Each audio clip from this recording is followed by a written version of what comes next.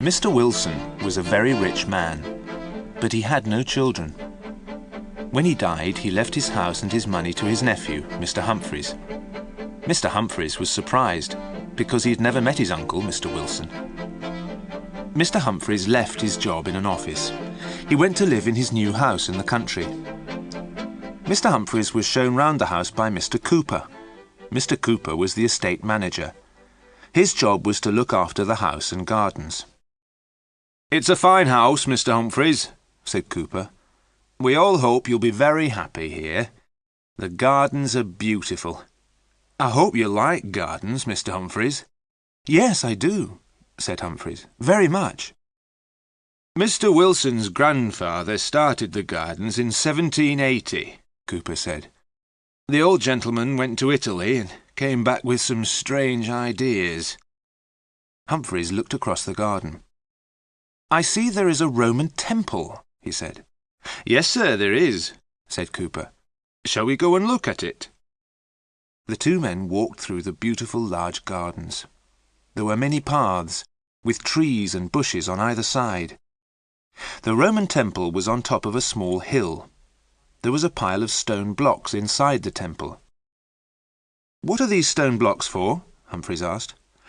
"I don't know, sir," said Cooper. "They came out of the maze." "The maze?" said Humphreys. "I didn't know there was a maze in the gardens. Did Mr. Wilson make it?" "No, he didn't, sir," said Cooper. "Mr. Wilson's grandfather planted the trees for the maze. Mr. Wilson never went in there. He didn't let anyone else go in either. 20 years ago, Mr. Wilson gave orders for these stones to be taken out of the maze. Then the gate to the maze was locked. No one has been in there since." Mr. Humphreys looked at the stone blocks. Each one had a letter cut into it. "How interesting," he said. "I want to look at this maze." "It's over there, sir," said Cooper, pointing to a small wood. "There's a wall around it and the gate's locked. I'll go to the house and get the key." Cooper went back to the house. Humphreys walked to the small wood. He found a wall with a gate. The gate was locked with an old padlock. Above the gate was some writing in Latin. "Secretum meum mihi et filius domus mei." "Let me see," Humphreys said. "That means something like, 'My secret is for me and for the sons of my house.' Well, I'm a son of the house. The secret is mine, too." He kicked the old padlock. It broke and fell to the ground. He opened the gate and went into the maze. The picture sequence from the cinema has finished. You can look at it once more if you want. A dark path led into the maze. Inside, paths ran between thick hedges of tall yew trees. It was difficult to walk along the paths. The branches of the trees had grown across the paths. They almost blocked the way. Humphreys was the first person to walk in the maze for 20 years. He walked to the centre of the maze without getting lost. "This is too easy," he said to himself. "A maze is a puzzle. People always get lost in a maze." A stone column stood in the centre of the maze. It was about 4 feet high. On top of the column there was a metal globe. There were drawings and writing on the globe. It was dark and hot in the maze. There was no wind. There was a strange silence. Humphreys noticed that the birds had stopped singing. He turned to go. Then he heard something moving in the maze behind him. He looked around. He was suddenly afraid. He thought that someone was watching him. "Ah, there you are," said Cooper, coming round a corner. "I followed your footprints in the dead leaves. I see you didn't need the key." Humphreys was pleased to see Cooper. He thought he was going to see someone or something else. The two men walked back to the house. "Can you ask the gardeners to clear the paths?" said Humphreys. "Tell me, why did Mr. Wilson close the maze?" "I'm not sure, sir," Cooper replied. "Mr. Wilson didn't like his grandfather, old Mr. Wilson, the one who planted the maze. He burnt all his grandfather's books. Perhaps that is why he closed the maze. "What do you know about old Mr. Wilson?" Humphreys asked. "Not much, sir," said Cooper. "He's been dead for 50 years. No one knows where he's buried. He had an Italian servant. The Italian servant buried his master at night. He was buried somewhere here in the gardens, but the grave has never been found." "How very strange," said Humphreys. Mr. Humphreys went back to the house. A letter was waiting for him.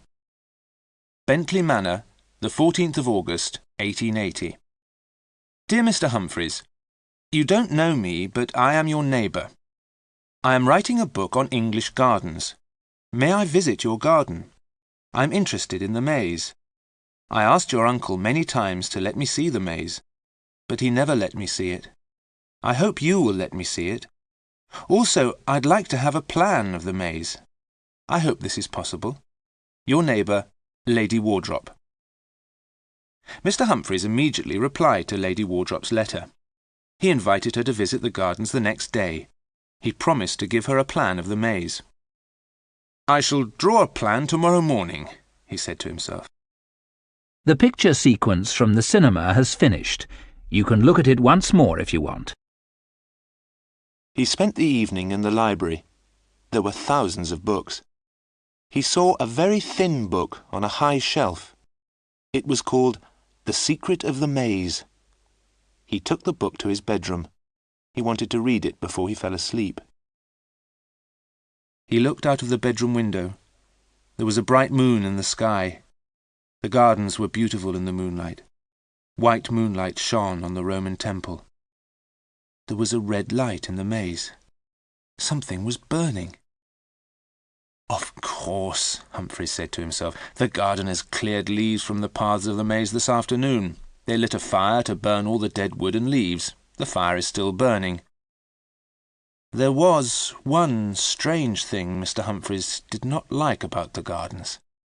There was one yew tree, growing alone. It stood halfway between the maze and the house. "I haven't seen that tree before," Humphreys said. "It's in a strange place. I will tell the gardeners to cut it down." Then he started to read the small book called The Secret of the Maze. There was a story in the book about a maze. The story happened many, many years ago. The maze was in a strange land. At the centre of the maze there was a red jewel. The jewel was very valuable. Many men tried to find the jewel. Many men went into the maze, but no one ever came out again. One day, a traveller went into the maze. He saw the pathways clearly. The sun was shining. The traveller found the centre of the maze by the end of the day. The red jewel was at the centre of the maze. The jewel was the colour of fire. A voice spoke to the traveller. "You have learned the secret of the maze." A doorway opened to a beautiful garden. The voice said, "This is the garden of peace. You may go in, but you may never leave the garden again. Choose between the garden and the jewel. You cannot have both." The traveller wanted to be a rich man. So he took the jewel, and the garden disappeared. The traveller tried to find the path out of the maze, but he got lost. Night fell. The creatures of the night came out of the ground. They had no eyes, but they could smell the traveller. They had sharp teeth and claws. They were hungry for flesh and blood. The traveller ran along the dark pathways. The night creatures followed him. All night the traveller ran through the maze. All night the creatures followed him. In the morning, the night creatures disappeared back into the ground. Daylight came, but no sun. A thick white mist covered the maze. The tired traveller walked round the maze. At last he came to the gate. The gate was locked. Above the gate there was a sign. "No man may go out of this gate unless another man comes in."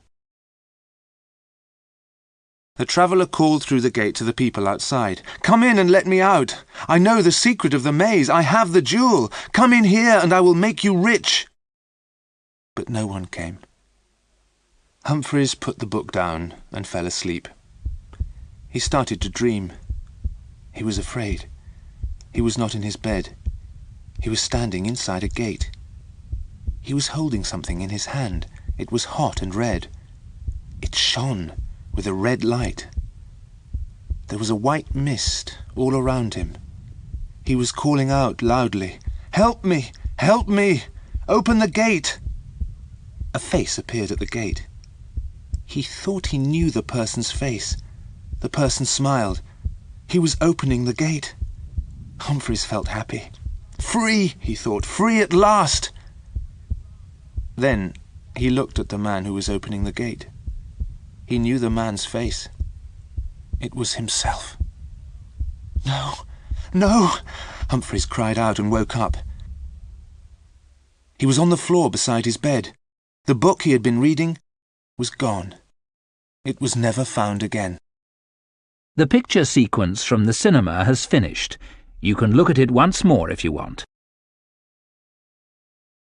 After breakfast, Humphreys took some paper and a pen. He went out into the garden. "I will draw a plan of the maze," he said to himself. Once again he walked straight to the centre of the maze. He did not get lost. The gardeners had done their job well. The pathways were clear. The gardeners had also cleaned the metal globe. Humphreys looked at the globe carefully. A strange creature was drawn round the centre of the globe. The words "Umbra Mortis," the shadow of death, were written below the creature. The creature was eating its own tail. Above the creature was a man with wings. The man's head was hidden by a ring at the top of the globe.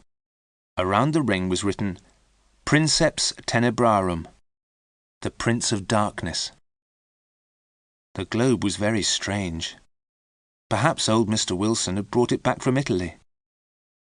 Humphreys knocked on the metal globe with his hand. The metal did not seem very thick. The globe sounded hollow. Humphreys was surprised. The globe was hot. It burnt his hand. Was something burning inside the metal globe?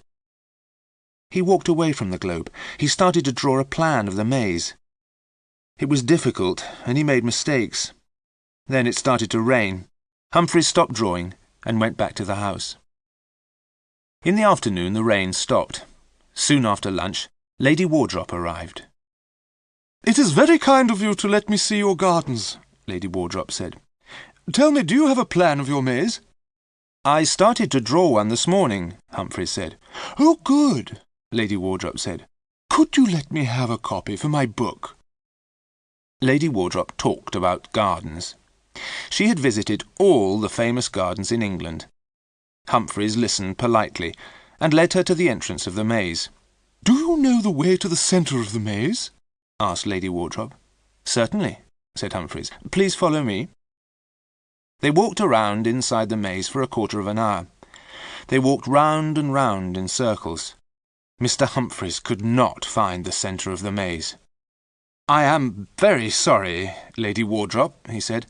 "I was sure I knew the way. I've walked to the centre twice before without making a mistake."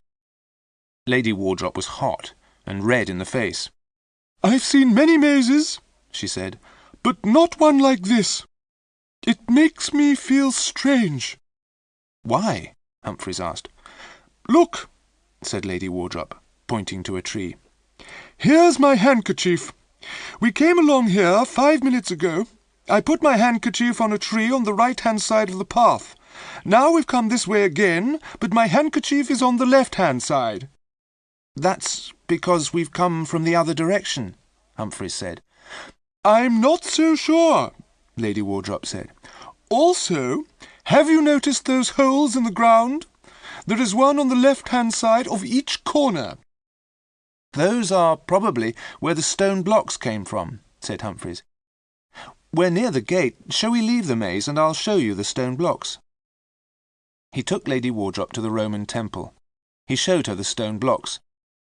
"Mr. Wilson took them out of the maze," he said. "Each block has a letter cut into it." "That is probably the answer to the puzzle of the maze," said Lady Wardrop. "Put the letters together and they will spell words. When the stones were in their holes, you followed the words to find the centre of the maze. But of course you had to know the words. That was the secret." "Aha! Very simple," said Humphreys as they walked back to the house. "I will let you have a plan of the maze very soon." "Thank you very much," said Lady Wardrop. "Use string." "String? What do you mean?" Humphreys asked. "Tie a ball of string to the gate," said Lady Wardrop. "Take the ball of string with you as you go through the maze. Then you can't get lost." "What a good idea," said Humphreys. Humphreys went to bed early, but did not read. He did not want any more bad dreams. He looked out of the window. He remembered the yew tree growing near the house. But he was mistaken. There was no yew tree. He looked all around. The only yew tree he could see was outside the library. He had not seen it before. The picture sequence from the cinema has finished. You can look at it once more if you want. The next morning, he took paper and pencils and a ball of string into the gardens. He walked straight to the centre of the maze. "How did I get lost yesterday?" he asked himself. He tied the ball of string to the metal globe.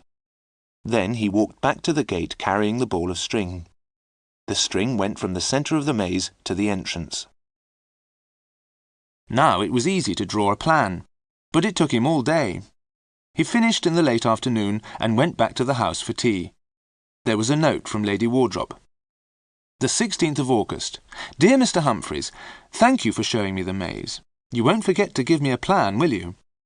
Have you looked underneath the stone blocks? Have they got numbers on them? Yours sincerely, Lady Wardrop. Humphreys decided to look at the stone blocks again the next day. The evening was very hot. He opened all the windows. That yew tree outside the library window will have to be cut down, he thought. It shuts out the light, and the branches are growing everywhere. Some of them are coming into the room. He sat down and started to draw the plan of the maze. He worked until nearly midnight. From time to time, he looked at the window. He thought that there was someone outside. He felt someone was waiting to come in. But there was no one there. It was only the yew tree. He drew the last lines of his plan. As he finished, he saw a black mark on the paper in the centre of the plan. He looked at the mark. But it was not a mark on the paper. It was a hole.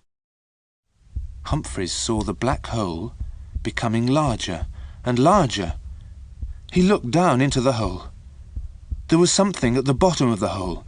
Something was coming up and up. Humphreys could not move.